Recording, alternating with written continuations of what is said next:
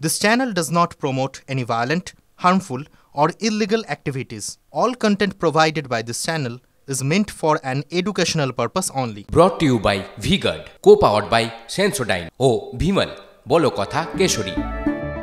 Associate sponsor Ultratech Cement.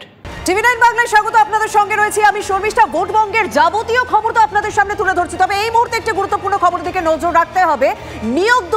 নিয়োগ দুর্নীতিতে আরো চাপে রাজ্যের শাসকদল, কারণ এবার অযোগ্য শিক্ষকদের তলব করতে শুরু করলো সিবিআই। নিয়োগ দুর্নীতিতে আরো চাপে রাজ্যের শাসক দল, অযোগ্য শিক্ষকদের তলব করতে শুরু করলো সিবিআই। আমাদের সঙ্গে রয়েছে প্রতিনিধি সুমন মহাপাত্র। সুমন, স্বাভাবিকভাবে তদন্ত চলবে, তদন্ত চালিয়ে যাওয়ারই কথা বলা হয়েছে আদালতের পক্ষ থেকে, কিন্তু এই অযোগ্যদের যে তলব করা শুরু করলো সেই লিস্টটা কোথা থেকে, মানে কিভাবে এই অযোগ্যদের চিহ্নিত করা হচ্ছে এবং কি কারণে তলব করা হচ্ছে এবং কি জিজ্ঞাসাবাদ করা হতে পারে? আজকে হেভিওয়েট প্রার্থীদের ভোট রয়েছে, প্রত্যেকের নজর সেদিকে, কিন্তু সেই ভোটবঙ্গের নজর কার্যত ঘুরিয়ে দিচ্ছে নিজাম প্যালেস। কারণ সিবিআই কিন্তু একের পর এক অযোগ্য শিক্ষকদের তলব করছে এবং তাদেরকে প্রশ্নের মুখে ফেলছে যে কিভাবে আপনারা কোনো তালিকায় না থেকেও সাদা খাতা জমা দিয়ে চাকরি পেলেন, কাকে টাকা দিয়েছিলেন। সেক্ষেত্রে কিন্তু শাসক দলের চাপ বাড়ছে, কারণ এরা যদি বলতে শুরু করেন এরা কাদের টাকা দিয়েছেন, তাহলে স্বাভাবিকভাবে বোঝা যাচ্ছে পরিস্থিতি আরো সঙ্গীন হয়ে উঠবে। তুমি জিজ্ঞাসা করছিলে যে অযোগ্যদের তালিকা সিবিআই কোত্থেকে পেল। দেখো, সিবিআই নাইসা থেকে যে হার্ড ডিস্ক উদ্ধার করেছে সেখানে কিন্তু কারা সাদা খাতা জমা দিয়ে চাকরি বাগিয়েছেন, কাদের ওএমআরে ম্যানিপুলেশন হয়েছে তার সম্পূর্ণ তালিকা রয়েছে এবং এসএসসিও কিন্তু তাদের লোকেট করেছে, অনেকের চাকরি বাতিলও করা হয়েছে, অনেকে চাকরি করছেন। এই অযোগ্য বা রাজ্যের ভাষায় ব্যতিক্রমী শিক্ষকদের কিন্তু এবার তলব করেছে নিজাম প্যালেসে এবং সিবিআই তাদের প্রশ্নের মুখে ফেলছে। স্বাভাবিকভাবে এই তদন্ত থেকে আরো অনেক কিছু। এই যে অযোগ্যদের তলব করা শুরু হলো, তাহলে কি এটা 2016 যে এসএসসি প্যানেল, সেই প্যানেলের যারা অযোগ্য শিক্ষক তাদেরকে তলব করা হলো, তাই তো স্পেসিফিক ভাবে? অবভিয়াসলি শর্মিষ্ঠা, অযোগ্য 2016 সালে যে নিয়োগ প্রক্রিয়ায় 26,000 শিক্ষকের চাকরি বাতিল হয়েছিল, পরবর্তীকালে সেটা সুপ্রিম কোর্টে স্টে হয়েছে। সেখানে যারা সাদা খাতা জমা দিয়ে বা ওএমআর ম্যানিপুলেশন করে চাকরি পেয়েছেন, কোনো তালিকায় নাম নেই তবু চাকরি পেয়ে গেছিলেন, তাদেরকেই কিন্তু এবার ধরে তলব করতে শুরু করছে সিবিআই। তুমি বুঝতেই পারছো যে রাজ্যের শাসক দলের একাধিক নেতা এর আগে এখানে কার্যত মিডলম্যানের ভূমিকায় কাজ করেছেন বলে অভিযোগ উঠেছে। সেক্ষেত্রে এরা যদি তাদের নাম বলতে শুরু করেন, শাসক দল কিন্তু আরো চাপে পড়বে এই ভোটের মধ্যে। ধন্যবাদ সুমন, তুমি নজর রাখো, অবশ্যই আমাদের নজর থাকবে, কারণ ভোটের বঙ্গে নিয়োগ দুর্নীতি একটা বড় ইস্যু। সেই নিয়োগ দুর্নীতিতে এবার অযোগ্যদের তলব করলো সিবিআই।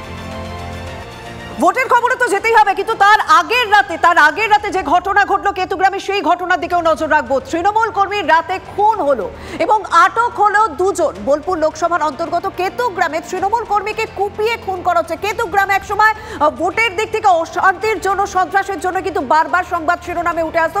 সেই কেতুগ্রাম আবারও সংবাদ শিরোনামে উঠে এলো। গতকাল রাতে এক তৃণমূল কংগ্রেস কর্মীকে কুপিয়ে খুন করা হয়েছে কেতুগ্রামের চেচুড়ি গ্রামে, যেখানে নিহতের স্ত্রী তিনি দাবি করছেন এটা তৃণমূলের গোষ্ঠীদ্বন্দ্বের জেরে খুন। যদিও তৃণমূলের পক্ষ থেকে পাল্টা অভিযোগ করা হচ্ছে যে সিপিএম এর নেতা কর্মীরাই খুন করেছেন এই তৃণমূল কংগ্রেস কর্মীকে।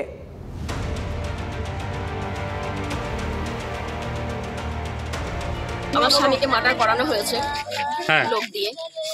মেন ঘাঁটি হলো রক্তিপন সভাপতি আনখোনার জুয়েল, আনখোনার মতি। আমার গ্রামে গোষ্ঠীদ্বন্দ্ব আছে, পুলিশ দিয়ে ওকে বারবার হেনস্থা করানো হতো, বারবার থানাতে তোলানো হতো, কিন্তু কোনো পুলিশ প্রশাসন কোনোদিন আমাদের সাপোর্টে আসেনি, কোনোদিন পার্টিও আমার পাশে দাঁড়ায়নি।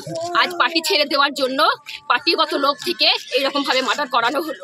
এইখানে ঘটনা হয়েছিল, মার্ডার হয়ে যাওয়ার পরে পুলিশের লাশ তুলছিল, তারপরে পুলিশ এখানে 3 ঘন্টা দাঁড়িয়ে আছে, আমার অ্যাম্বুলেন্সের জন্য বডি তুলতে দিনি। তারপরে অন দ্য স্পট এখানে গুলি পড়ে আছে, স্প্রিং পড়ে আছে, ফাটা বোম পড়ে আছে, পুলিশ কিচ্ছু দেখেনি, বডিটা তুলে নিয়ে চলে যাচ্ছিল। এটা কি পুলিশকে আমরা কি বলবো, এটা পুলিশকে এর সঙ্গে যুক্ত আছে?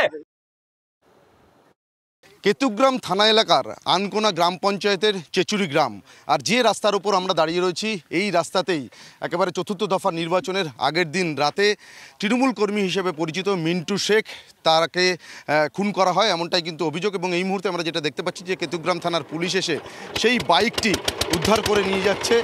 বাইকটির উপরেও কিন্তু হামলা চালায় যে সমস্ত দুষ্কৃতীরা চড়াও হয়েছিল। বাইকের সামনের হেডলাইট থেকে শুরু করে বিভিন্ন জায়গায় যে ক্ষতিগ্রস্ত হয়েছে সেটা দেখতেই পাচ্ছি।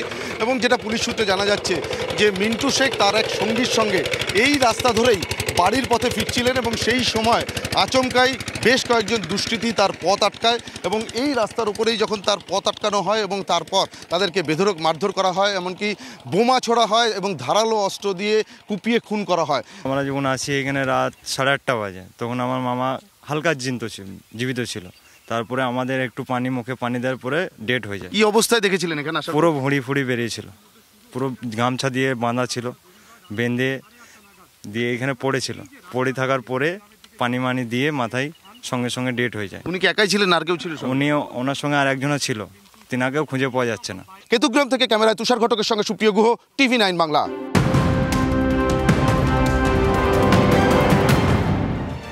তৃতীয় দফার ভোটের আগে পর্যন্ত কিন্তু রক্ত ঝরেনি, কিন্তু চতুর্থ দফার আগে থেকে রক্ত ঝরতে দেখা যাচ্ছে। আমরা বোলপুরে দেখেছিলাম, কেতুগ্রামে খুনের ঘটনা, এবার নদিয়ার কালীগঞ্জে ভোটের রক্ত ঝরলো। সিপিএম কর্মীর মাথা ফাটানো হলো, মাথা ফাটানো হলো সিপিএম কর্মীর। সিপিএম পঞ্চায়েত প্রধানের আত্মীয়কে বেধড়ক মারধর করা হয়েছে।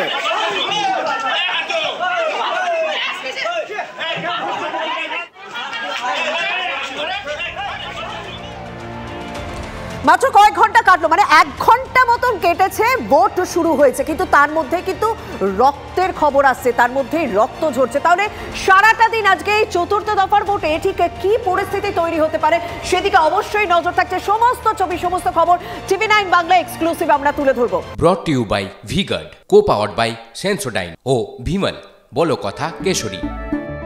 Associate sponsor UltraTech cement.